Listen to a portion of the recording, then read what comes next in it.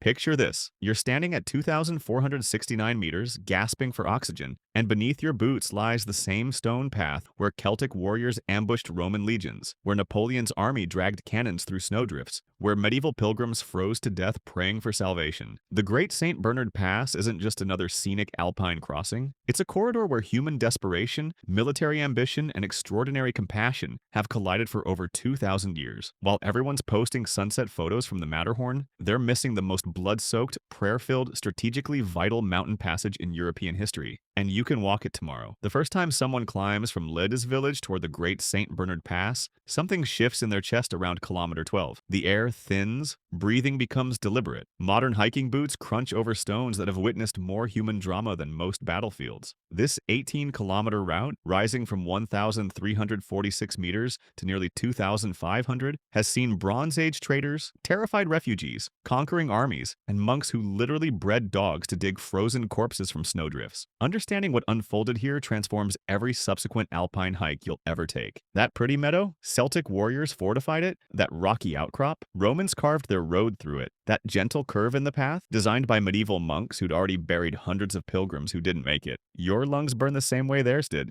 The altitude doesn't care what century it is. Most alpine routes offer stunning views and challenging elevation gain. The Great St. Bernard Corridor offers something far more unsettling, a continuous archaeological layer cake of human ambition and suffering. When alpinists talk about the death zone threshold, they're usually referring to elevations above 8,000 meters where the human body begins dying. But at 2,469 meters, the Great St. Bernard created its own localized death zone for centuries. No supplemental oxygen, no Gore-Tex, no weather forecast, just faith, desperation, or strategic necessity, driving people upward into conditions that killed with casual regularity. The frustration most historically minded hikers face is simple. How do you find alpine routes where the past isn't just a museum plaque, but something you can actually feel in the landscape itself? Where the stones beneath your feet aren't just old, but witnesses. This pass solves that problem in ways that make even seasoned mountaineers uncomfortable. Because once you know what happened here, you can't unknow it. Every step becomes heavier with meaning. Archaeological digs around Lides and the pass approaches keep turning up Celtic coins. Not Roman coins, those come later. Celtic coins from tribes who controlled these heights before Julius Caesar was even born. The Vergri on the Swiss side, the Selassie on the Italian side. These weren't primitive mountain dwellers scratching out subsistence. They were sophisticated enough to worship a specific mountain deity named Paninus, leaving bronze votive tablets at high-altitude shrines. Think about the psychological weight of that. You're a Celtic trader in 400 BCE, about to cross a pass where the air itself feels hostile, where sudden storms materialize from clear skies, where people regularly disappear into crevasses or freeze to death. So you leave an offering to Paninus, the god who rules where earth meets sky, and you pray he'll let you pass. Bronze Age traders were using this route by 800 BCE, possibly earlier.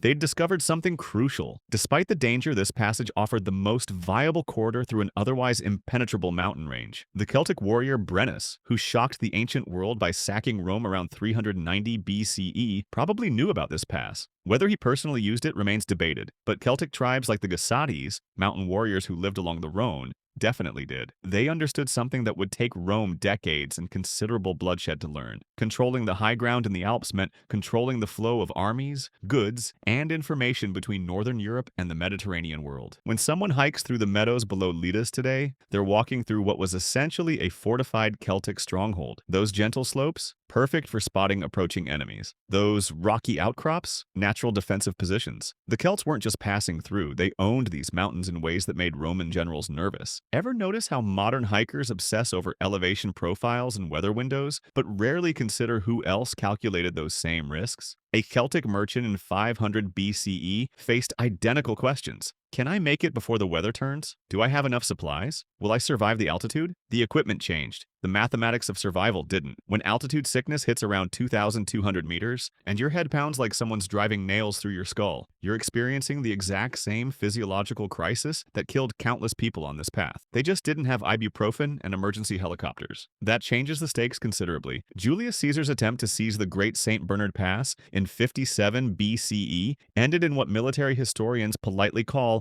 a tactical withdrawal, and what everyone else recognizes as barely avoiding a catastrophic defeat. Caesar sent Sergius Galba with the 12th Legion and cavalry support, serious military force. The local Celts, who'd spent generations perfecting mountain warfare, let the Romans climb up, get tired, and then attacked from higher positions. Galba pulled off a brilliant flanking maneuver that saved his forces from annihilation, but he retreated anyway. The message was clear. Rome's legions, unbeatable on flat ground, became vulnerable in vertical terrain. It took Emperor Augustus, with substantially more resources and patience than his adoptive father Caesar possessed, to finally secure the pass decades later. Augustus didn't just conquer, he occupied. He founded Augusta Praetoria Salisorum, modern Aosta, as a permanent military colony in the valley below. He stationed garrisons throughout the region. He transformed the pass from a dangerous trade route into an imperial highway. By 43 CE, under Emperor Claudius, Roman engineers had accomplished something remarkable. They'd paved the route. Actually paved it. At elevations where modern road crews struggle with snowplows and avalanche protection, Roman workers carved a road directly from mountain rock. Near Bourg Saint-Pierre, sections of that original Roman road still exist, not reconstructions. Original Roman engineering, nearly 2,000 years old, still functional. The drainage channels they carved still work. Water still flows exactly where Roman engineers intended it to flow in the 1st century CE. At the summit, Romans built a mancho, combination fortress, inn, and administrative post, and crowned it with a temple to Jupiter Penninus. That naming choice reveals sophisticated imperial psychology. Rather than erasing the Celtic god Poeninus, Rome absorbed him into Jupiter, the king of Roman gods.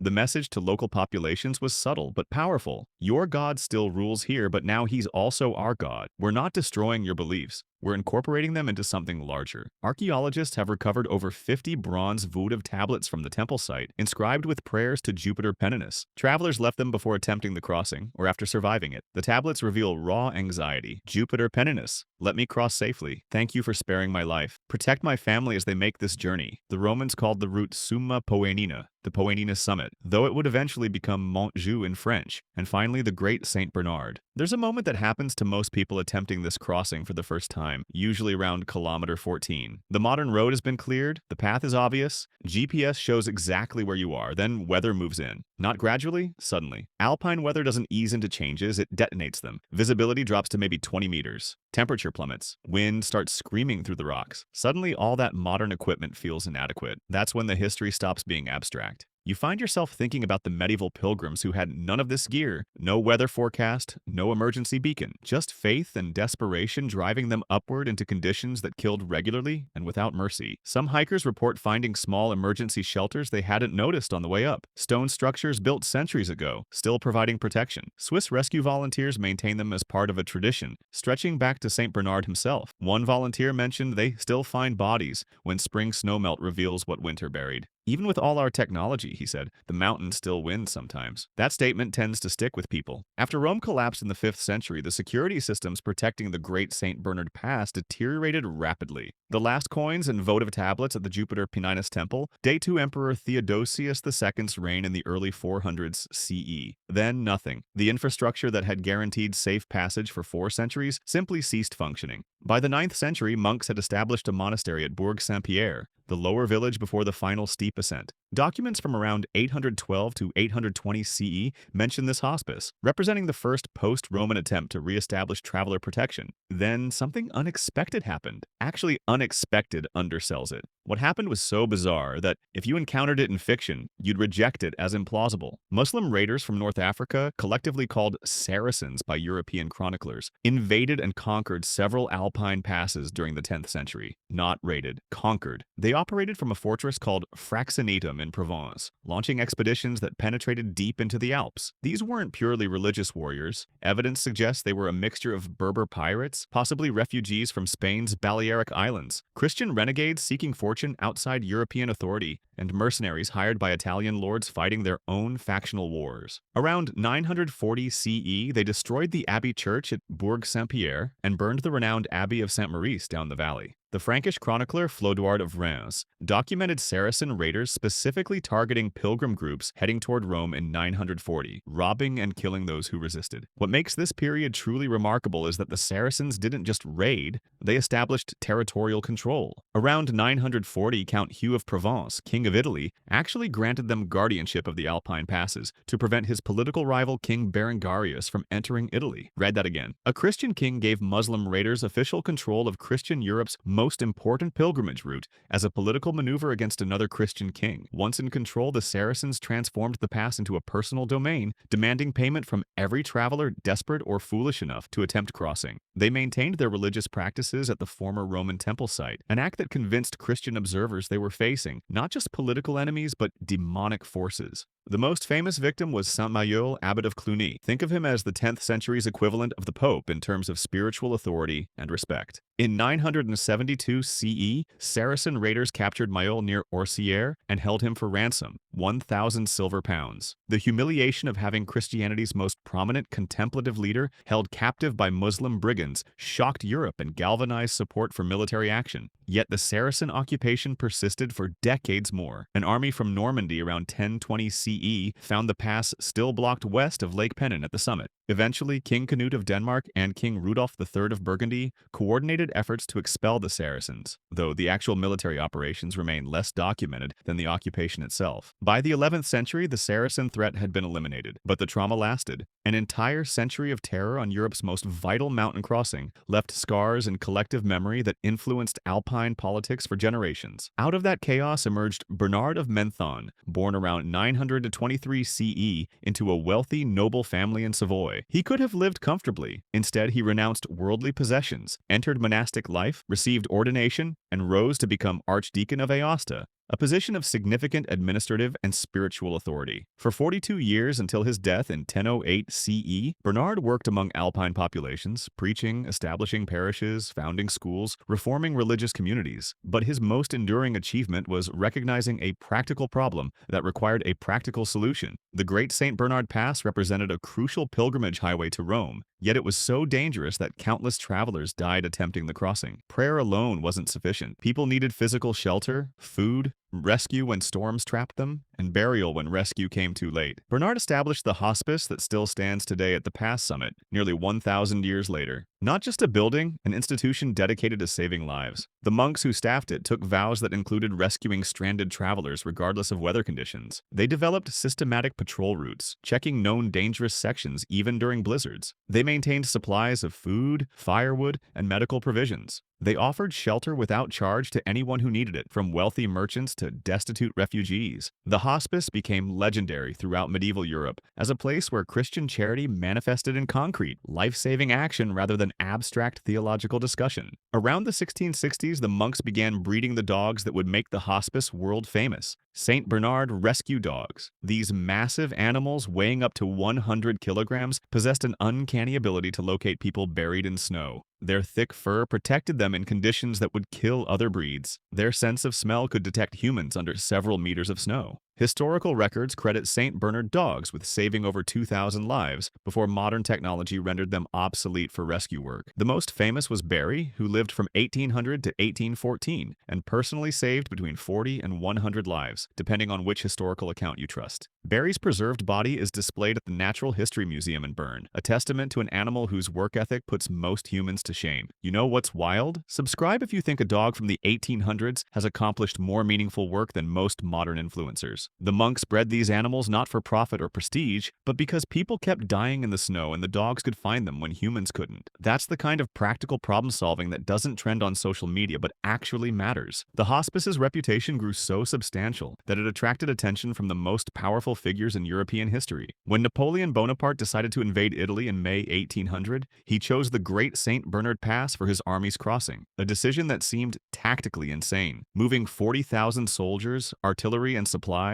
over a 2,469-meter Alpine pass in late spring, when avalanche danger peaks and weather remains unpredictable, struck many of Napoleon's generals as suicidal. But Napoleon understood something crucial. The Austrians defending Italy expected him to use lower, more obvious passes. The Great St. Bernard route offered strategic surprise despite its difficulty. The crossing took 6 days of brutal effort. Artillery pieces had to be dismantled, placed in hollowed-out tree trunks, and dragged up the mountain by teams of soldiers. Horses slipped on ice and tumbled into crevasses. Men suffered from altitude sickness and hypothermia. The hospice monks worked continuously, providing shelter, food, and medical care to thousands of soldiers. Napoleon himself stayed in the hospice, sleeping in a room that's now called the Napoleon Room. and can still be visited. He later commissioned Jacques-Louis David to paint the famous Napoleon crossing the Alps, showing him heroically mounted on a rearing stallion. The reality was less romantic. Napoleon crossed on a mule like everyone else who valued survival over theatrical gestures. What's remarkable is that the hospice monks helped Napoleon's army despite having no political stake in French military ambitions. They helped because that's what they did. Anyone who needed assistance received it, regardless of nationality, religion, or purpose. That principle has governed the hospice for nearly a millennium. During World War II, the monks helped refugees fleeing Nazi persecution cross into Switzerland, fully aware that discovery would mean execution. They helped Allied soldiers escape from prisoner of war camps. They helped wounded German soldiers who'd gotten separated from their units. The hospice maintained strict neutrality in terms of politics while showing absolute commitment to preserving human life. The route between Lides and the pass reveals different characteristics depending on which side you approach from and what season you attempt it. The Swiss approach through Lides climbs through forested sections before breaking above treeline around 2,000 meters. The Italian approach through Saint-Rémy-en-Beausset features different terrain, more exposed, with longer sections above treeline. Summer crossings from July through September offer the safest weather windows, though safe remains relative in alpine environments. Early June or late September provides better solitude but increased weather risk. Winter crossings require serious mountaineering skills, avalanche training, and acceptance that rescue might not arrive in time if something goes wrong.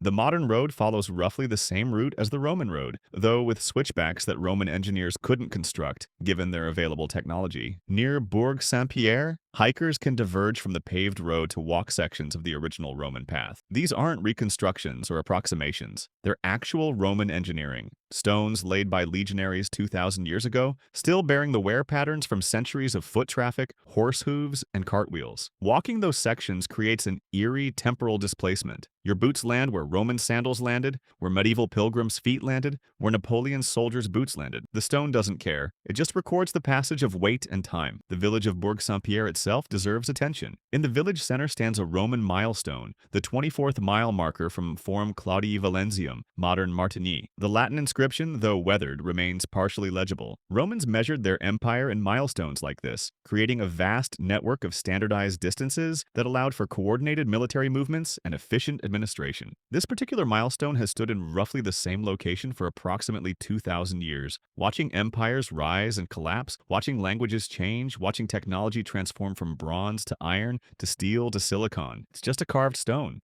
but it's witnessed more history than most museums contain. The Hospice Museum at the Pass Summit contains artifacts that span the entire historical range we've discussed. Celtic coins and bronze tablets, Roman votive offerings inscribed with desperate prayers, medieval pilgrim journals describing the terror of crossing in winter, Napoleonic-era military equipment, World War II refugee testimonies. The 11th century crypt beneath the church contains some of the earliest Christian structures in the High Alps, built by Bernard of Menthon's immediate successors. The architecture itself tells stories. Thick stone walls designed to withstand avalanches, small windows minimizing heat loss, storage cellars dug deep into bedrock to preserve food through brutal winters. During summer months, the kennels near the hospice still house St. Bernard dogs, though they no longer perform rescue work. Modern helicopters, GPS tracking, and improved weather forecasting have made the dogs obsolete for their original purpose, but the monks maintain the breeding program as a living connection to the hospice's history. Meeting these massive, gentle animals creates an unexpected emotional response in many visitors. These aren't just cute dogs. They're the descendants of animals that dug frozen corpses from snowdrifts, that located unconscious travelers buried under avalanches,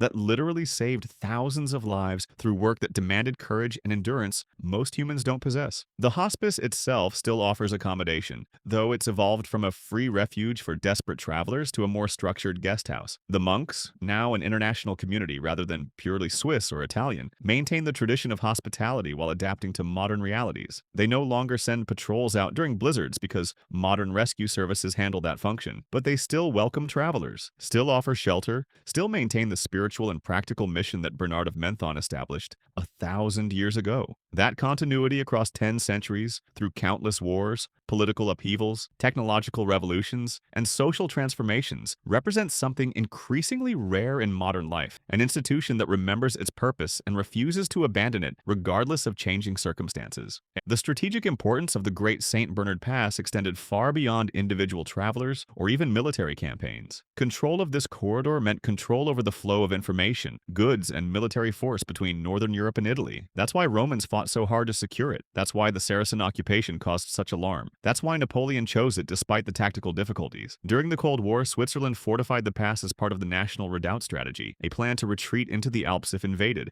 making the mountains themselves into a defensive fortress. Hidden bunkers and artillery positions still exist throughout the region, though most are now decommissioned or converted to other uses. The Swiss-Italian border runs directly through the pass, creating interesting jurisdictional complications. The hospice itself straddles the border, with different rooms technically in different countries. During various historical periods, this created opportunities for refugees and fugitives to claim sanctuary by moving from one side of the building to the other. The monks generally ignored such technicalities, viewing their mission as transcending national boundaries. That attitude occasionally created friction with secular authorities who wanted clear enforcement of border regulations. Modern geopolitics has reduced the pass's strategic significance. Tunnels now carry the bulk of commercial traffic between Switzerland and Italy, bypassing the high-altitude route entirely. The Great St. Bernard Tunnel, opened in 1964, runs beneath the pass at a much lower elevation, allowing year-round vehicle traffic without the dangers of crossing at 2,469 meters. This transformation from vital strategic corridor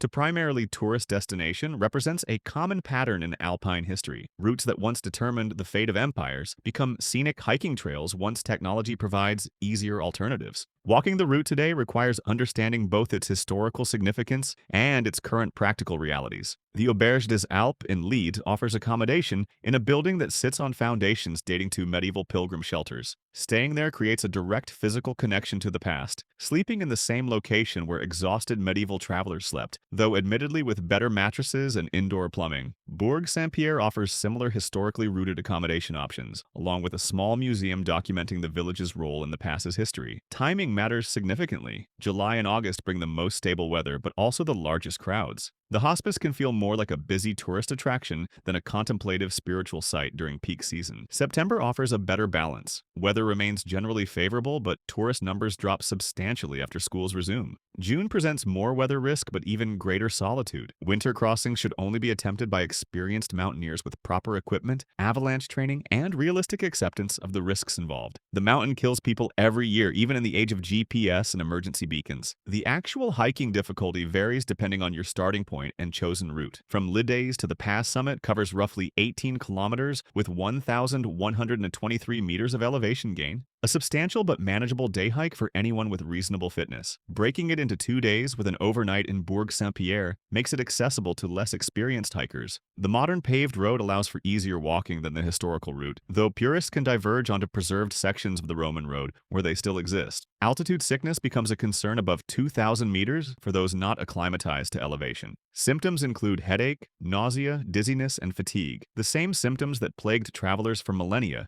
before anyone understood the physiological mechanisms involved. Experiencing this route properly requires preparation beyond standard hiking logistics. Start in Martigny to follow the complete Roman route from Forum Claudii Valentium. The Pierre Giannata Foundation there houses archaeological exhibits documenting the Roman presence in the region, providing context before you begin walking. From Martigny, the route follows the valley through Orsières to Lides, then climbs to Bourg Saint-Pierre before the final steep ascent to the pass. This full journey covers approximately 40 kilometers with significant elevation gain, typically requiring 3 to 4 days for most hikers. Essential stops include the Roman road sections near Bourg Saint-Pierre, the Roman milestone in the village center, and the Hospice Museum at the summit. The museum requires several hours to properly appreciate. Rushing through defeats the purpose. Ask specifically about viewing the Napoleon Room and the 11th century crypt, as these aren't always included in standard tours. The kennels with St. Bernard dogs operate during summer months, typically June through September. Meeting these animals provides tangible connection to the hospice's rescue tradition in ways that reading about it cannot match. Weather monitoring becomes critical. Alpine conditions change rapidly and without warning.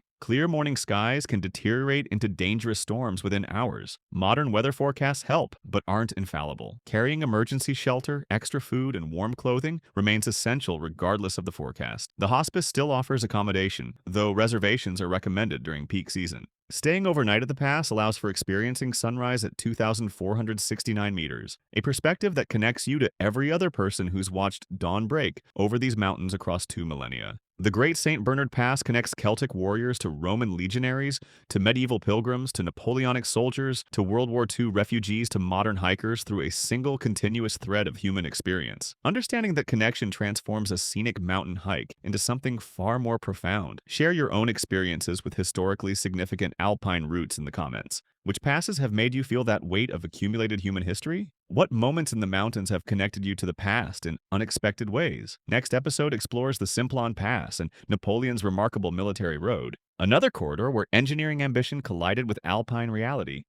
The stones beneath your boots on the Great St. Bernard route have supported more human drama than most battlefields. They've witnessed desperation, courage, faith, violence, compassion, and countless individual decisions to keep climbing despite exhaustion and fear. Next week, we'll uncover Switzerland's National Redoubt, the hidden fortress network that deterred Hitler from invasion, a Cold War paranoia project that transformed the Alps into a defensive weapon. Until then, remember that in the Alps, every step forward connects you to everyone who took that same step across the centuries. The altitude doesn't change. The human response to it doesn't either. Keep your eyes on the heights and your mind on the accumulated weight of all those who climbed before you.